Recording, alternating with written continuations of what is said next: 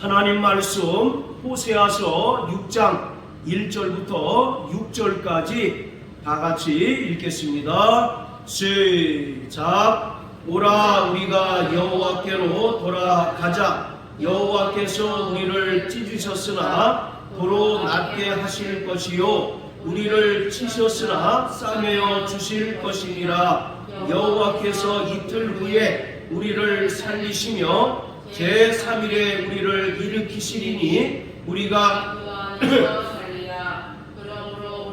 여호와를 알자. 힘써 여호와를 알자. 그의 나오심은 새벽빛같이 일정하니 비와 같이 땅을 적시는 늦은 비와 같이 우리에게 임하시리라 하리라. 에브라임아 내가 내게 어떻게 하랴. 유다야 내가 내게 어떻게 하랴. 너희의 인애가 아침 구름이나 쉬 없는 이슬 같도다. 그러므로 내가 선지자들로 저희를 치고 내 입의 말로 저희를 죽였노니 내 심판은 가라는 빛과 같으니라. 나는 인애를 원하고 제사를 원치 아니하며 언제보다 하나님 아는 것을 원하노라. 아멘. 하나님은 온전하신 분이십니다. 온전하다라는 말은 완전하다, 완벽하다, 그리고 흠이 없다라는 의미가 있습니다. 그런데 이 온전하다라고 하는 말은 본래 하나님께만 적용되는 단어였습니다. 그래서 하나님의 신실한 언약 그리고 그분의 성취를 가리킵니다. 민수기 23장 19절을 보면 하나님은 인생이 아니시니 시건치 아니하시고 인자가 아니시니 후회하심이 없도다. 어찌 그 입으로 하신 말씀을 실행치 아니하심이 있겠느냐라고 말씀합니다. 이처럼 하나님께서 온전하시다라고 하는 말은 하나님께서는 인간과 맺으신 언약을 신실하게 다 이루시고 성취하신다는 것을 말하고 있습니다. 자, 그리고 하나님께만 적용되는 이 온전하다라고 하는 말을 사람에게 적용하고 또 사람에게 본받게 하기 위해서는 바로 율법에 전념하고 또 하나님 말씀에 전념하고 하나님 말씀에 순종해야 하는 것입니다. 마태복음 5장 48절을 보면 예수님께서 제자들에게 너희는 하늘에 계신 아버지의 온전하심과 같이 온전하라고 말씀하셨습니다. 자, 그렇다면 사람이 어떻게 하늘에 계신 아버지의 온전하심과 같이 온전할 수 있을까요? 그것은 하나님의 아들을 믿는 것과 아는 일에 하나가 될 때 비로소 온전해질 수 있는 것입니다. 자, 여기 표시해 놓으시고 신약 성경 에베소서 4장을 다 같이 보시겠습니다. 에베소 4장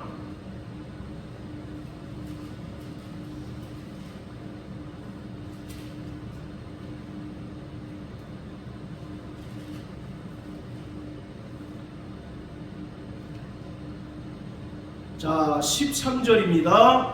시작. 우리가 다 하나님의 아들을 믿는 것과 아는 일에 하나가 되어 온전한 사람을 이루어 그리스도의 장성한 분량이 충만한 데까지 이르리니. 자, 하나님의 아들을 믿는 것과 아는 일에 하나가 될 때 온전한 사람을 이룰 수 있다라고 말합니다. 여기서 말하는 온전한 사람이라고 하는 것은 완전하게 성숙하고 성장한 사람을 말하고 있습니다. 이것은 바로 육체적인 성장을 말하는 것이 아니라 영적인 성장을 말하고 있는 거예요. 그래서 구원받은 성도들은 계속해서 진리로 양육받고 또 교회를 통해서 하나님의 백성으로 다듬어짐으로써 온전한 사람이 되어가고 있는 것입니다. 자, 여기서 하나님 아들을 믿는 것이라고 되어 있는데, 바로 믿는 것은 무엇이냐면 우리의 믿음의 내용을 말하고 있습니다. 과연 우리가 무엇을 믿고 무엇을 시인하는가라는 것을 말하고 있는 것이에요. 즉 성령으로 말미암아 예수님께서 말씀이 육신이 되어 오신 그리스도이시고 또 살아계신 하나님의 아들이심을 시인하는 것을 말하고 있습니다. 그리고 로마서 10장 9절 10절의 말씀과 같이 우리가 예수님을 주로 시인하고 또 하나님 아버지께서 그를 죽은 자 가운데서 살리신 것을 마음으로 믿고 입으로 시인하면 구원을 얻는다라고 말씀하고 있습니다. 따라서 우리는 성령으로 말미암아 예수께서 그리스도이시고 하나님의 아들이심을 시인하고 믿음으로써 구원을 얻었습니다. 할렐루야. 자, 그리고 아는 일은 과연 그럼 무엇인가? 이 아는 일이라고 할 때 이 아는 것은 바로 단순한 지식을 말하는 것이 아니라 하나님과의 그 관계를 규정하는 지식을 말하고 있습니다. 그래서 성경에서 하나님을 아는 것이라는 표현은 세 가지 특징을 가지고 있습니다. 그 첫 번째는 인격적인 변화를 불러일으키는 지식이라는 뜻입니다. 우리가 하나님을 알므로써 우리 삶에 변화가 나타나게 되고 또 예수님의 성품과 인격을 닮아가게 되는 거예요. 그것을 아는 일이라고 말합니다. 특별히 우리가 예수님의 성품과 인격을 닮아가는 것을 갈라디아서 5장에서는 성령의 열매라고 표현하고 있습니다. 그래서 성령의 열매 9가지가 기록되어 있는데, 바로 성령의 소욕을 따라 살아가게 되면 우리는 예수님의 성품과 또 인격을 닮아감으로써 성령의 열매를 맺게 됩니다. 자, 그리고 에베소서 5장에도 보면, 자, 8절부터 9절까지 또 한번 읽어봅니다. 에베소 5장 8절 9절 시작. 너희가 전에는 어둠이더니 이제는 주 안에서 빛이라. 빛의 자녀들처럼 행하라. 빛의 열매는 모든 착함과 의로움과 진실함에 있느니라. 자, 이처럼 우리 삶이 변화되는 것을 아는 일이라고 말합니다. 우리가 전에는 어둠이었어요. 죄인이었습니다. 본질상 진노의 자녀였었는데 이제 빛으로 오신 예수 그리스도를 통해서 우리가 빛의 자녀가 되었습니다. 그러기에 당연히 우리가 빛의 열매를 맺어야 하는데, 바로 빛의 열매는 모든 착함과 의로움과 진실함이다 라고 바울은 말하고 있습니다. 자, 이처럼 하나님의 아들을 아는 일은 교리적인 성장이 아니라, 즉 성경 지식이 늘어나는 것을 말하는 것이 아니라 바로 인격적인 성장, 인격적인 성숙을 말하고 있습니다. 자, 그리고 아는 일의 두 번째 특성은 신앙과 삶이 결코 분리되지 않는다는 것입니다. 야고보 2장에서 분명히 말하고 있는 것처럼 믿음과 행함은 서로 상호 보완 관계로서 행함을 통하여 그 믿음이 더욱더 온전해진다고 말하고 있는 것처럼, 하나님을 아는 자는 신앙과 바로 믿음과 행함이 결코 분리되지 않습니다. 오늘 호세아서 6장에 나오는 이스라엘 백성들은 지식적으로 하나님을 아는 자들이지만 순종적으로는 하나님을 도무지 모르는 자들이었습니다. 자, 이처럼 하나님을 아는 것은 바로 그 믿음과 그 삶이 결코 분리되거나 별개가 아니라 바로 하나가 되는 것을 말하고 있습니다. 자, 그리고 아는 것의 세 번째 특징은 무엇이냐면 하나님과의 그 친밀한 관계를 규정하고 있습니다. 자, 우리 요한일서 1장을 다 같이 보십니다. 요한일서 1장. 자, 요한일서 1장.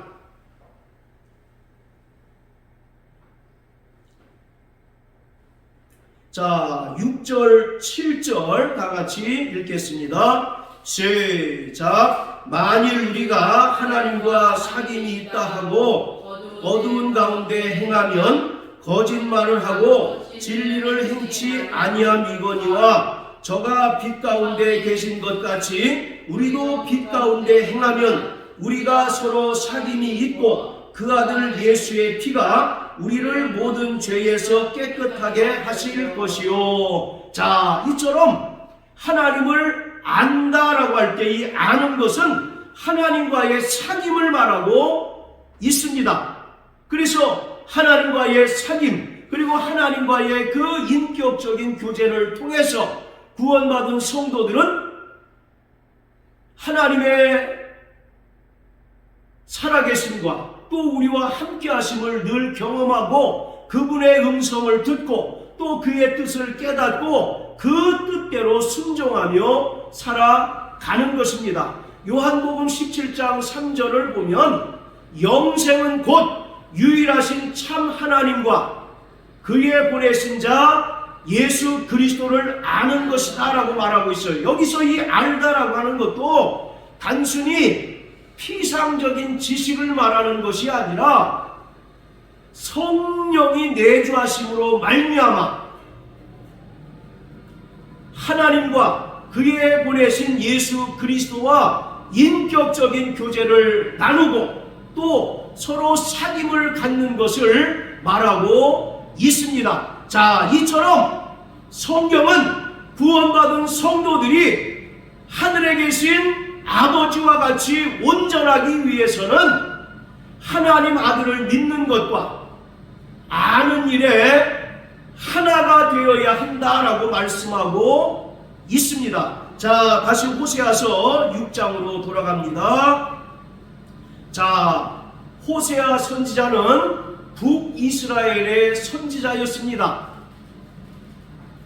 솔로몬의 아들 르호보암 때에 이스라엘은 북이스라엘과 남유다로 나뉘게 되었습니다. 이 호세아 선지자는 바로 북이스라엘의 선지자인데 이 호세아 선지자가 사역할 당시까지도 북이스라엘은 베델과 단이라고 하는 지역에 금송아지 우상을 만들어 놓고 열심히 이것이 우리를 애굽에서 인도한 하나님이라고 하며 섬겼습니다.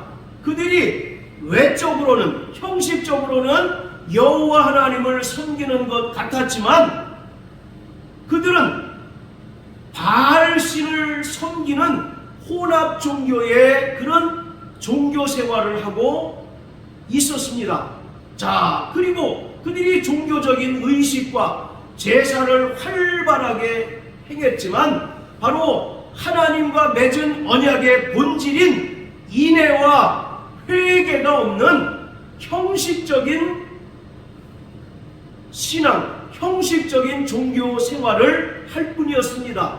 그래서 하나님께서는 호세아 선지자를 통해서 이스라엘 백성들이 하나님께 돌이켜 회개하여 하나님을 알고 하나님의 그 언약에 순종하기를 요구하셨습니다. 자, 호세아서 5장 8절부터 15절까지 우리 다 같이 읽겠습니다. 시작. 너희가 기브아에서 나팔을 불며 라마에서 호각을 불며 베다윈에서 깨우쳐 소리하기를 베냐민아 내 뒤를 쫓는다 할지어다.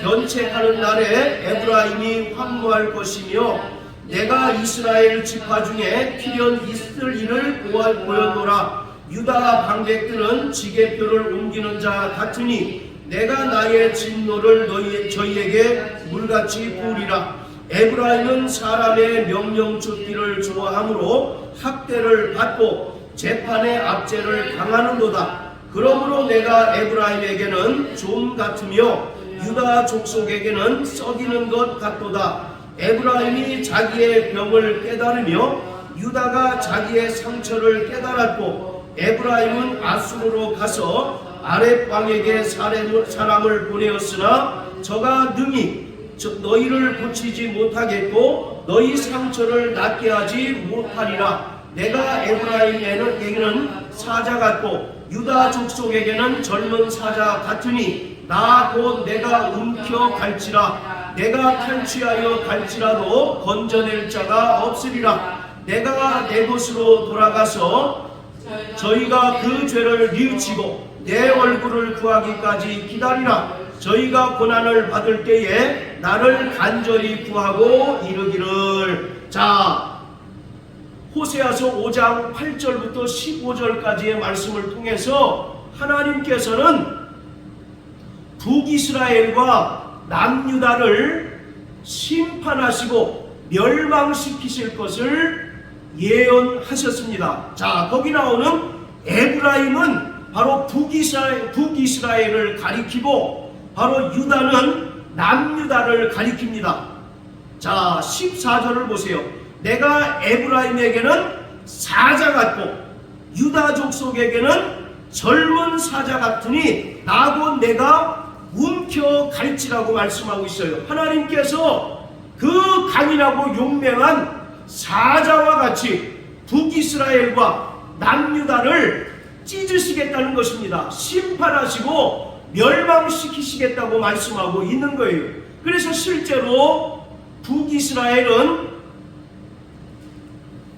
아수르라고 하는 그 나라에 의해서 완전히 멸망을 당하게 됩니다. 그리고 남유다 역시 BC 586년에 바벨론에 의해서 완전히 멸망을 당하고 하나님의 성전도 돌 위에 돌 하나도 남지 않을 만큼 파괴되었고 이스라엘 백성들이 바벨론에 70년간 포로 생활을 하게 되었습니다. 자, 이처럼 하나님께서는 북이스라엘과 남유다가 하나님의 말씀을 떠나고 우상 숭배를 하나님 섬기듯 하매 하나님께서 호세아의 입을 통해서 내가 저들을 심판하고 또 이방인의 손에 붙여서 멸망케 할 것을 말씀하고 있습니다.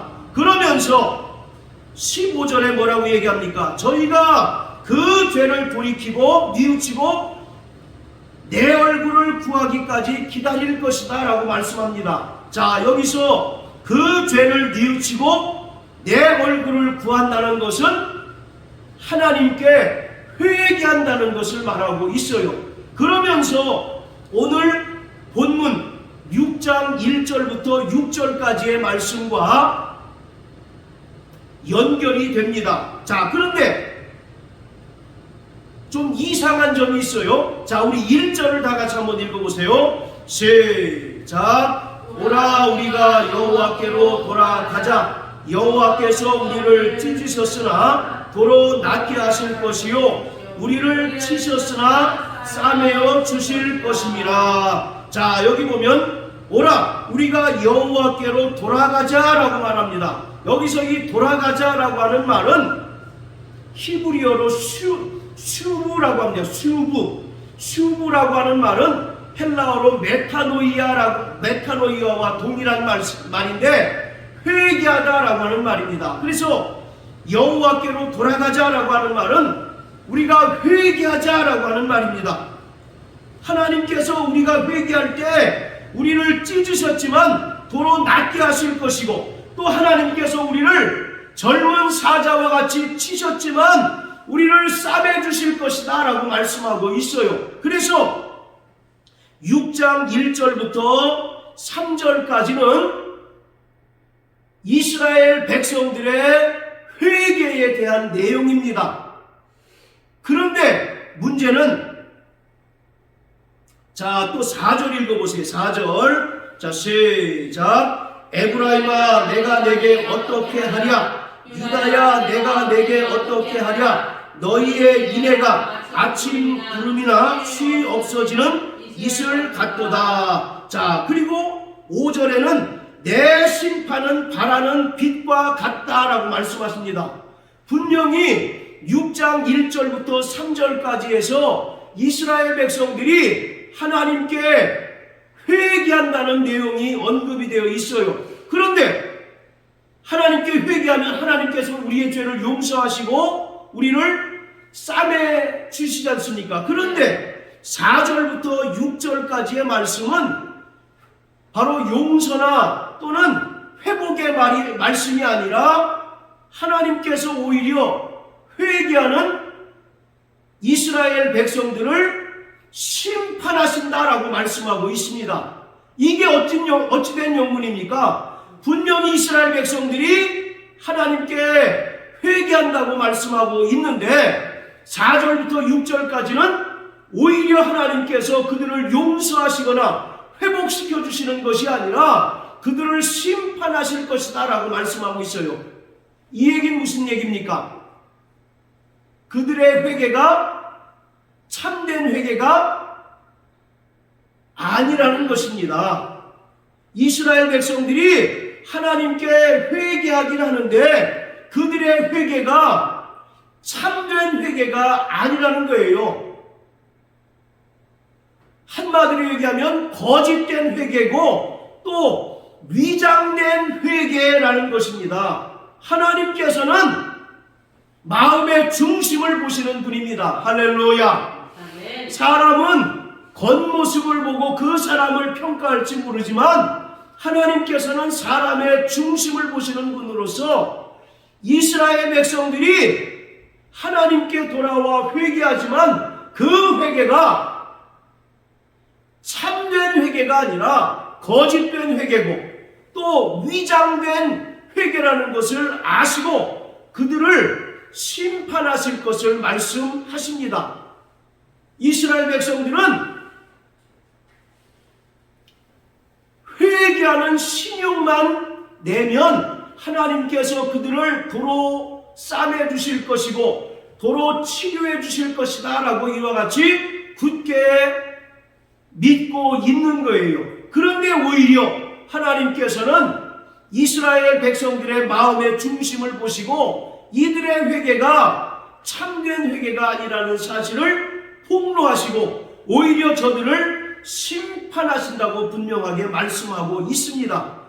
이스라엘 백성들은 바로 분명히 하나님께 돌아왔지만 그들의 돌아옴은 정직한 회개나 참된 회개가 아니라 형식적이고 또는 종교적인 위선에 따른 회개에 불과하다는 것입니다.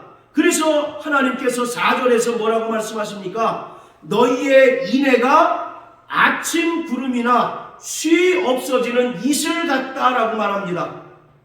아침 구름과 쉬 없어지는 이슬의 특징은 뭡니까? 햇빛이 나게 되면 인해 사라지고 없어지죠. 아침에 안개가 잔뜩 끼고 아침에 이슬이 내렸지만 햇빛이 나게 되면 안개가 언제 그랬냐는 듯이 사라지고 이슬도 사라지게 되는 거예요. 마찬가지로 이들의 회개가 바로 이와 같다는 것입니다. 그들은 하나님을 속일 수 있다고 생각해서 우리가 회개하는 모습만 취하고 또 회개하는 그 신용만 내면 하나님께서 우리를 용서하시고 우리를 싸매주시고 치료해주시고 회복시켜주실 것이다 라고 생각하지만 하나님께서는 그들의 회개가 철저히 거짓되고 위장된 회개라는 사실을 아시고 오히려 그들을 책망하시고 또 심판을 예고하십니다. 이스라엘 백성들은 하나님께서 시내산에서 하나님께서 그들에게 맺은 그 언약을 다시 떠올리고 있는 것입니다. 자, 우리 구약성경 출애굽기 15장을 다 같이 한번 보십니다. 출애굽기 15장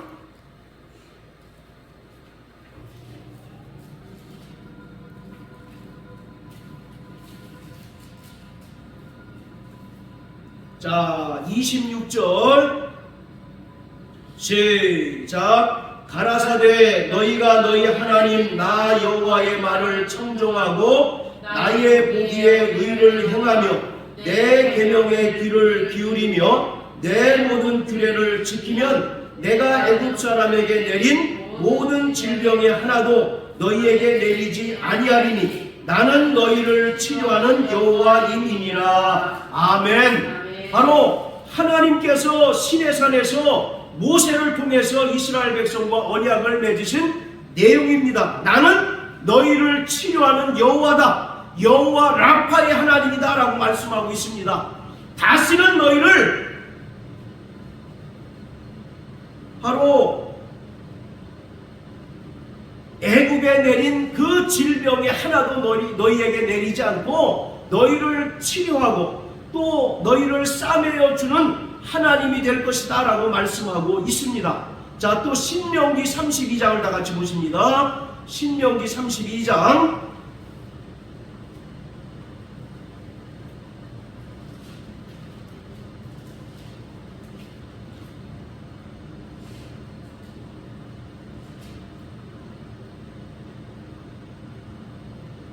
자, 39절입니다. 시작. 이제는 나 곧 내가 그인 줄 알라. 나와 함께하는 신이 없도다. 내가 죽이기도 하며 살리기도 하고 상하게도 하며 낫게도 하나니 내 손에서 능히 건질 자 없도다.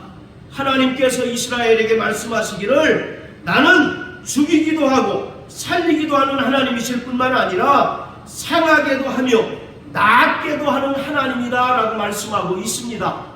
지금 이스라엘 백성들은 시내산에서 하나님께서 이스라엘 백성에게 하신 이 언약을 상기하면서 생각하면서 하나님 앞에 회개하고 있는 거예요. 하나님께 우리가 회개하면 하나님께서는 우리를 낫게 하실 것이고 또 싸매 주실 것이다 라고 말씀하고 있습니다. 그런데 문제는 그들의 회개가 정직한 회개가 아니라 철저히 위장된 회개, 거짓된 회개라는 것입니다. 바로 하나님께서는 인애를 기뻐하시는데 그 인애가 빠진 형식적이고 인외적인 회개라는 것을 하나님께서 말씀하고 있습니다. 자, 다시 호세아 6장으로 돌아가서요. 그러면서 하나님께서는 거짓으로 회개하고 또 얄팍한 마음으로 회개하는 이스라엘 백성들을 책망하십니다.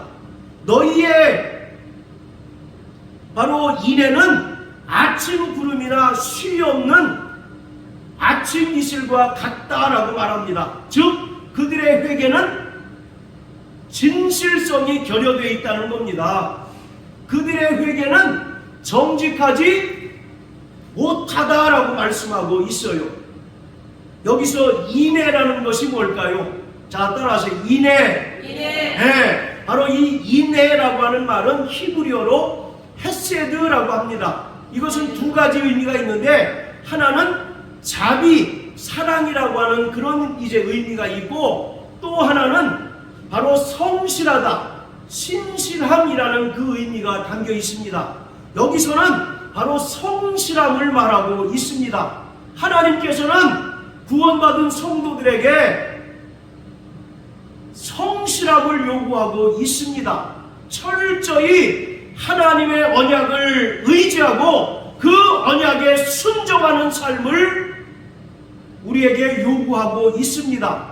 그런데 하나님께서 말씀하시기를 이스라엘의 인애는 아침 구름이나 쉬 없어지는 이슬과 같다는 겁니다. 진실성이 결여되어 있고 이례적이고 형식적인 바로 순종에 불과하다는 것입니다. 그들이 하나님께 심판받을까봐 하나님의 그 심판이 두려워서 억지 춘향격으로 하나님께 와서 회개하는 신용만 하고 또 회개하는 척만 하는 것이지 그 마음이 하나님께로 돌이키지 않고 그들의 순종이 바로 가짜 순종이라는 것을 하나님께서 분명하게 말씀하고 있습니다. 자, 그렇다면 참된 회개는 과연 어떤 회개일까요? 참된 회개는 어떤 회개일까요? 바로 이 이스라엘의 회개는 조건적인 회개입니다. 우리가 하나님께로 돌아가면 하나님 우리를 고쳐주실 것이지요, 하나님 우리를 치료해 주실 것이죠 라고 하는 조건부 회개예요. 그리고 하나님을 이용하는 종교적 계산이 이 안에 담겨져 있는 겁니다. 그들은 열심히 주판을 놓고 있어요. 아, 우리가 이렇게 회개하는 모양을 취하면 하나님께서 우리를 이렇게 고쳐주실 거야 라고 하는 그런 바로 종교적인 계산이 그들 안에 있는 겁니다. 그래서 그들이 정직하게 회개하지 않고 위장되게 또는 진실이 결여된 회개로 하나님께 돌아왔다는 것입니다. 그것을 우리가 무엇을 통해서 알 수 있습니까? 그들의 인애가 아침 구름이나 쉬 없어지는 이슬과 같다는 표현을 통해서 알 수가 있는 거예요.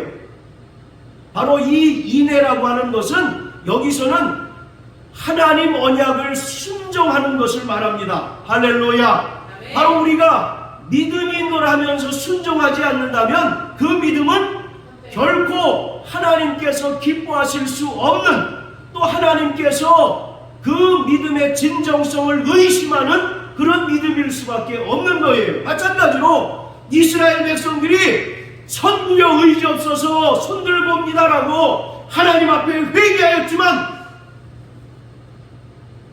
회개했으면 그의 삶이 달라져야 될 거 아니겠습니까? 그의 삶이 변화되어져야 되잖아요. 그러나 그들의 인애는 아침 구름이나 쉬 없어지는 이슬과 같다라고 말합니다. 그들은 철저히 하나님 보시기에 가증하고 하나님 보시기에 가증한 그런 회개로 하나님께 나오고 있었다는 것을 말하고 있습니다. 바로 우리가 하나님께 예배를 드릴지라도 하나님을 아는 것이 없다면 그것은 바로 무가치한 것입니다. 자, 우리 6절을 다 같이 한번 읽어보십니다. 시작. 나는 인애를 원하고 제사를 원치 아니하며 번제보다 하나님 아는 것을 원하노라. 하나님께서는 제사보다 인애를 더 원하십니다. 할렐루야. 바로 순종을 원하신다는 거예요. 하나님의 그 언약의 말씀을 의지하고 순종하는 것을 제사보다 더 원하신다는 겁니다. 그래서 번제보다 하나님 아는 것을 원한다라고 말씀하고 있습니다. 그렇기 때문에 우리가 아무리 하나님께 나와 예배를 드리고 또 제사를 드린다 할지라도 우리에게 인애가 없고 하나님 아는 것이 없다면 그것은 하나의 종교적인 요식행위에 불과하고 종교적인 열심은 있을지 모르지만, 그래서 자기 만족은 될지 모르지만 하나님께 상달되는 예배가 아니고 그것은 철저하게 무가치한 것이라는 겁니다. 그래서 하나님을 아는 지식은 바로 믿음과 순종입니다. 자, 따라하세요. 하나님을 아는 지식은 믿음과 순종이다. 그것을 에베소서 4장 13절에서는 하나님 아들을 아는 것과 믿는 것과 아는 일에 하나가 되어 온전한 사람을 이룬다고 말하고 있어요. 하나님을 아는 지식을 가진 사람은 바로 온전한 사람입니다. 이 온전한 사람은 그 믿음과 함께 행함이 조화를 이루는 자인 것이에요. 하나님께서는 예배의 형식보다 순종을 기뻐하십니다. 할렐루야. 자, 우리 구약성경 사무엘상 15장을 다 같이 보시겠습니다. 사무엘상 15장.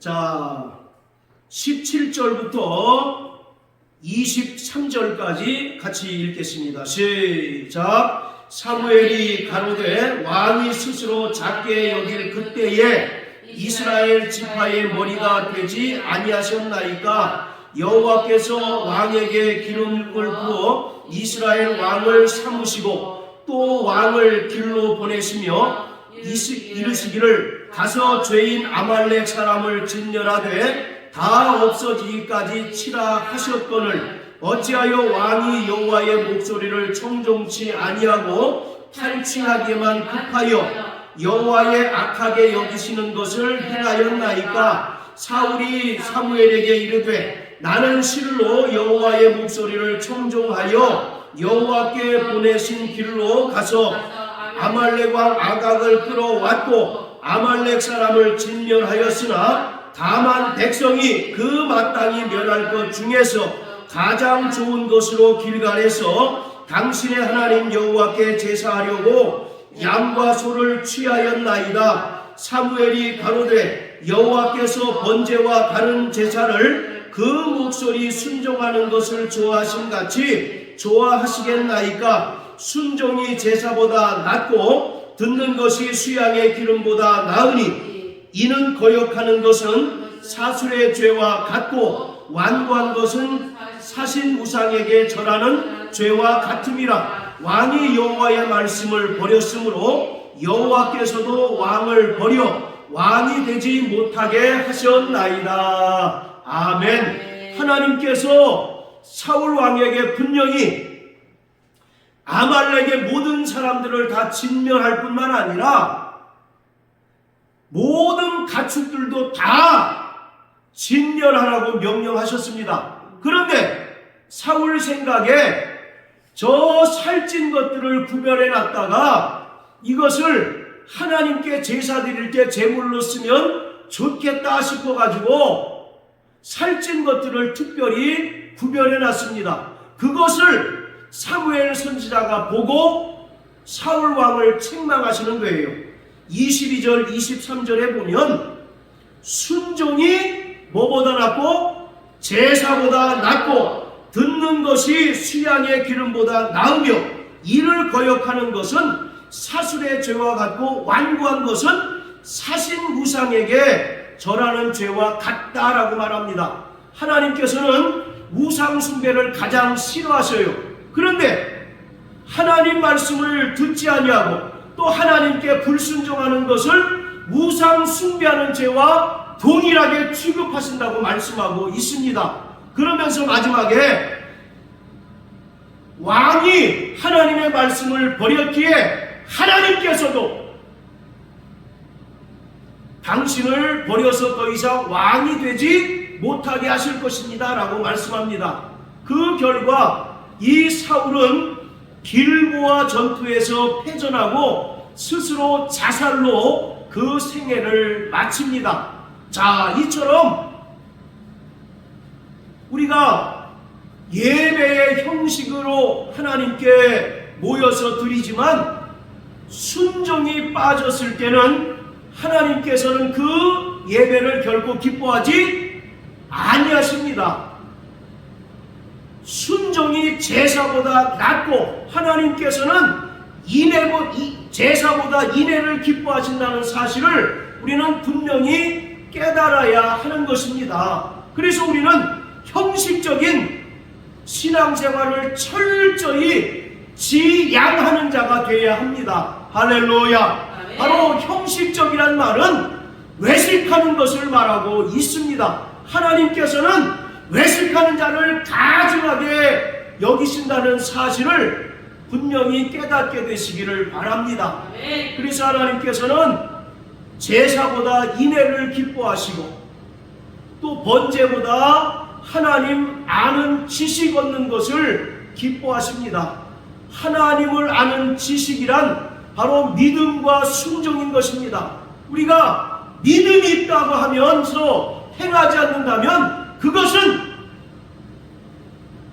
아침 안개와 같고 쉬이 없어지는 아침 이슬과 같게 하나님께서는 여기실 뿐이라는 것입니다.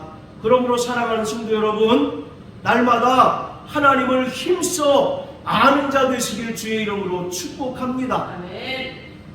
이스라엘 백성들처럼 형식적으로 하나님을 아는 자가 아니라 지적으로만 하나님을 아는 자가 아니라 하나님과 친밀한 인격적인 사귐과 또 인격적인 교제를 가지고 또 그분과의 사귐을 통해서 우리의 삶이 온전히 변화되어지고 철저히 인애 곧 언약에 순종하는 그 믿음을 통하여 하나님을 기쁘시게 여기게 하는 자 되시길 주님의 이름으로 축복합니다. 자, 따라하세요. 나 영혼아 하나님을 알자. 힘써 하나님을 알자. 하나님을 이스라엘 백성들은 지식적으로 누구보다 더 많이 잘 아는 민족이었어요. 그러나 그들은 하나님의 본질을 올바로 깨닫지 못했습니다. 하나님께서 제사보다 인애를 기뻐하시고 번제보다 하나님 아는 것을 더 기뻐하신다는 사실을 알지 못하고 그들은 어릴 때부터 배워온 대로 형식적으로 습관적으로 외식적으로 하나님을 섬겼을 뿐입니다. 그들을 향하여 하나님께서 철저히 책망하고 있는 것이 이 호세아 6장의 말씀입니다. 그런데 중요한 것은 예수님께서 이 호세아서 6장 6절 하나님께서는 제사보다 인애를 기뻐하시고 번제보다 하나님 아는 것을 더 기뻐하신다는 말씀을 2번씩이나 인용하셨다는 것입니다. 자, 우리 마태복음 9장을 다 같이 보십시오. 마태복음 9장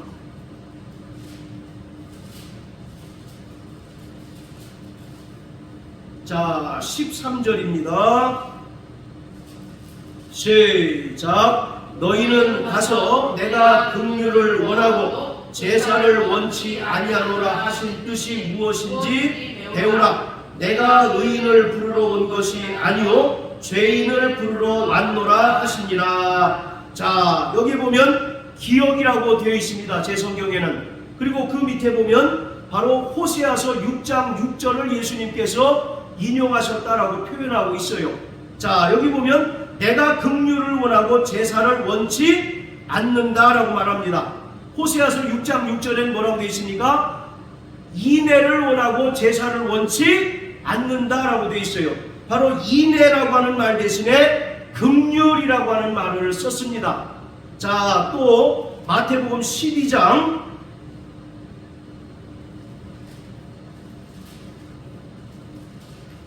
자 7절입니다. 시작. 나는 자비를 원하고 제사를 원치 아니하노라 하신 뜻을 너희가 알았다면 무죄한 자를 자, 마태복음 9장이나 12장 7절은 모두 예수님께서 바리새인들을 책망하시면서 하셨던 말씀입니다. 즉 예수님께서 바리새인들을 책망하시면서 호세아서 6장 6절의 말씀을 인용하신 거예요. 그들의 어떤 면을 책망하시면서 이 말씀을 하셨을까요? 그들은 철저히 외식하는 자라는 것입니다. 누구보다도 하나님을 많이 사랑하고 누구보다도 하나님을 많이 안다고 자처하지만 정작 그들은 하나님을 알지 못하는 자라는 것입니다. 그래서 그들의 행위는 철저히 믿음이 빠진 행함으로써 외식하는 것뿐이다 라고 예수님께서 말씀하고 있습니다. 자, 여기 보세요. 우리는 수주 동안 믿음과 행함에 대해서 계속 말씀을 나눴습니다. 믿음과 행함이 바로 조화를 이루어야 그 온전한 사람입니다. 할렐루야. 그런데 문제는 믿음이 없는 행함을 지속적으로 하게 되면 하나님께서는 이러한 자들을 외식하는 자라고 간주하십니다. 그 대표적인 인물들이 누굽니까? 바리새인들이죠. 자, 마태복음 23장 한번 보세요. 마태복음 23장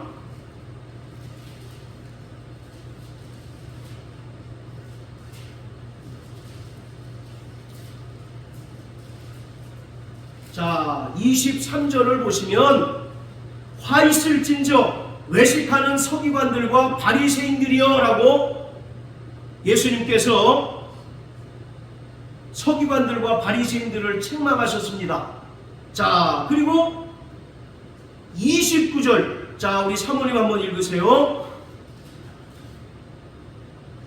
화 있을진저 의식하는 서기관들과 바리새인들이여 너희는 선지자들의 무덤을 쌓고 의인들의 비석을 꾸미며 가로되. 자, 23절부터 29절까지 보면 예수님께서 무려 서기관들과 바리새인들을 향하여 외식하는 서기관들과 바리새인들이라고 하는 표현을 무려 7번 쓰셨습니다. 그래서 이 구절을 칠화선언이라고 말합니다. 즉 하나님께서 외식하는 서기관들과 바리새인들을 7번 저주하셨다는 것입니다. 이것은 마태복음 5장에 나오는 팔복설교와 대비되는 거예요.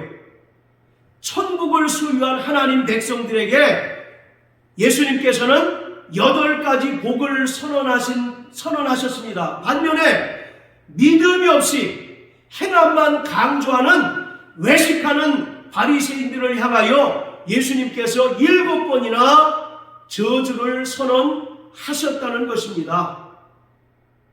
이것을 통해서 우리는 하나님께서는 외식하는 자를 저주하시고 또 외식하는 자를 가증히 여기신다는 사실을 알 수가 있습니다. 자, 따라하세요. 믿음이 없는 행함은 외식하는 것이다. 믿음이 없는 행함은 뭐라고요? 외식이라는 겁니다. 예수 그리스도를 주로 시인하지도 않고 행함만을 강조하고 또 행함을 요구하는 것은 철저히 외식하는 행위예요. 이것은 마치 이스라엘 백성들이 당장 하나님의 그 진노의 심판을 모면하기 위해서 위장된 회개를 하나님께 하는 것과 다를 바가 없는 것입니다. 그렇기 때문에 우리는 자신의 신앙 상태를 돌아보아야 합니다. 내가 믿음이 없이 행함만을 강조하고 또 행함만을 추구하는 외식하는 자가 아닌지 돌아보아야 합니다. 하나님께서는 외식하는 자들을 저주하시고 또 외식하는 자들을 가증히 여기십니다. 또 한편으로 믿음이 또 있노라 하면서 행하지 않는 자를 하나님께서는 결코 천국에 들여보내지 않으신다는 것을 또 우리는 깨달아야만 합니다. 마태복음 7장에서 우리는 그것을 잘 알았죠. 바로 지혜로운 자와 어리석은 자를 비교하십니다. 지혜로운 자는 주님의 말씀을 듣고 행하는 자고, 또 어리석은 자는 주님의 말씀을 듣고 행치 않는 자니, 이러한 자는 비가 내리고 창수가 나면 그 무너짐이 더욱더 심하다라고 말씀하고 있습니다. 사랑하는 성도 여러분, 바로 우리는 종말을 살아가고 있는 자들입니다. 종말을 살아가는 자들에게 주님께서 요구하시는 것은 바로 온전한 사람이 되라는 것입니다. 온전한 사람은 어떤 사람입니까? 바로 하나님 아들을 믿는 것과 하나님 아들을 아는 것이 하나가 되는 사람이 바로 온전한 사람입니다. 자, 우리 마지막으로 야고보서 2장 읽으시고 마치겠습니다. 야고보 2장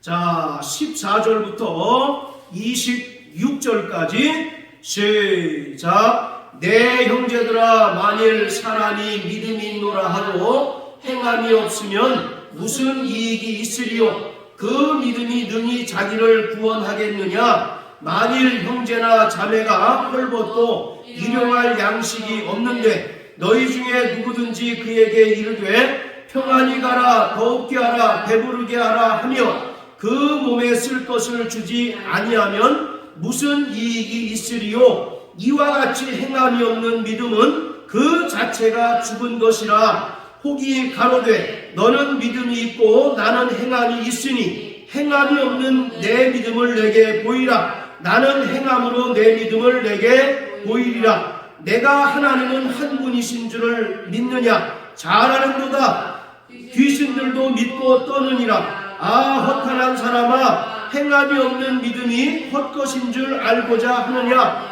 우리 조상 아브라함이 그 아들 이삭을 제단에 드릴 때에 행함으로 의롭다 하심을 받은 것이 아니냐? 내가 보거니와 믿음이 그의 행함과 함께 일하고 행함으로 믿음이 온전케 되었느니라. 이에 경에 이른 바 아브라함이 하나님을 믿으니 이것을 의로 여기셨다는 말씀이 응하였고 그는 하나님의 벗이라 칭함을 받았나니 이로 보건대 사람이 행함으로 의롭다 하심을 받고 믿음으로만 아니니라. 또 기생 라합이 사자를 접대하여 다른 길로 나가게 할 때에 행함으로 의롭다 하심을 받은 것이 아니냐?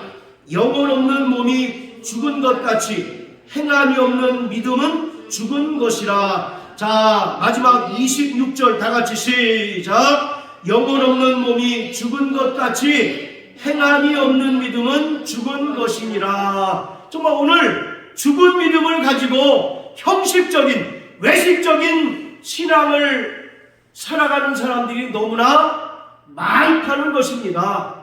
이러한 사람들은 하나님의 심판을 받을 뿐이라는 사실을 오늘 호세아 선지자는 우리에게 분명하게 말씀하고 있습니다. 사랑하는 성도 여러분, 날마다 하나님 아는 지식을 구하는 자 되시길 주의 이름으로 축복합니다. 그리고 정말 하나님께서는 제사보다 인애를 기뻐하신다는 사실을 깨달으셔서 정말 그 믿음에 따른 순종으로 하나님을 기쁘시게 하는 저와 여러분들 되시길 주님의 이름으로 축복합니다.